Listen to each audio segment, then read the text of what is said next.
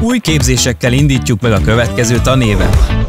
Várunk téged is 5 éves gépésztechnikus képzésünkön. Modern környezetben sajátíthatod el a szakma elméleti alapjait felkészült oktatóink segítségével, melyeket a képzőhelyen biztonságos környezetben gyakorlatba is átültethetsz. De mit csinál a hétköznapokban a gépésztechnikus?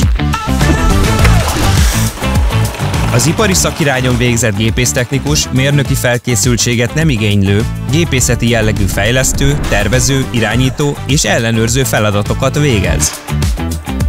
Megszervezi a gépek biztonságos üzemeltetését, illetve hibák esetén feltárja a károsodás okát, elvégzi, illetve irányítja a javítási, karbantartási, szerelési folyamatokat.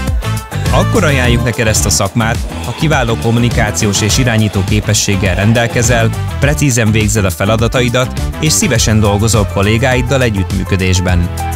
5 éves gépésztechnikus képzésünkre várunk minden lányt és fiút, aki szereti a gépeket, a forgó-mozgó alkatrészeket, akiket vonz az automatizált technológia, szeret szerelni és szívesen végez szervezési feladatokat.